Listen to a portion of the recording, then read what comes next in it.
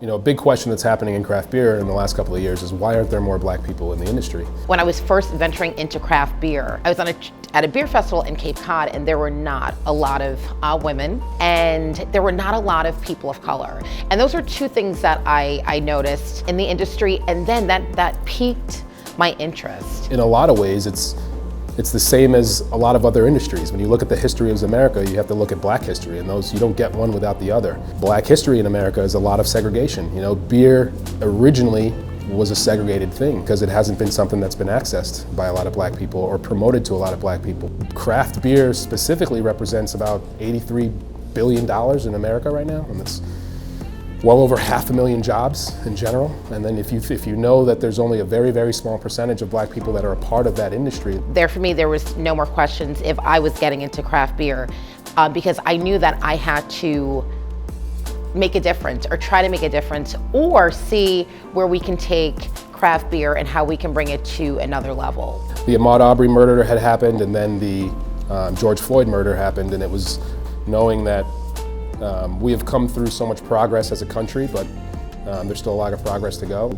Some conversations happened with Rob, the owner, and the rest of the director team, and we talked about what we could do and how do we diversify the industry, how do we help bring some awareness to racial injustice, and how do we help the black communities around us. We started developing ideas and what could we do, especially thinking about how to evolve the youth. I think about my own childhood and the things I was able to see gave me the opportunity and the vision to know that I could be and could want more, you know, and wanting those kind of things for a younger generation of black kids.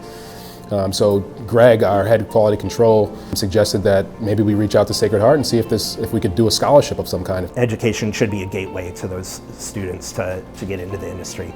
And I'm just so excited that we have the ability to do that. We want to be able to put someone through the scholarship forever, right? That's the initial mentality. So that came to an endowment scholarship. This is a full ride. We're looking to cover the full tuition. Yep. This is one way to bring black people into craft beer in a qualified way, right? Not just hiring black people because they're black and you want to provide equity, but training and creating a resume and giving people an internship at a good brewery and then providing them an opportunity so that when they go out to work at a brewery, they're qualified and they have the resume and they can be hired based on the content of what they're able to do and not just the color of their skin. And if we can provide that for an African American student through Sacred Heart, then we are starting that snowball. You know, we are the first people putting that together, and hopefully that will introduce a lot more people in the industry. With what we're doing with this program is going to really invoke conversation, real conversation of how we're going to change and have a lot more of me's running around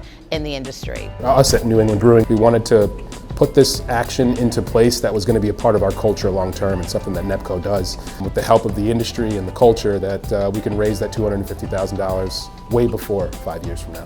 This isn't just a NEPCO fight, this is a Connecticut Brewers Guild fight and an industry initiative that we all stand by, and something that needs to happen across the board.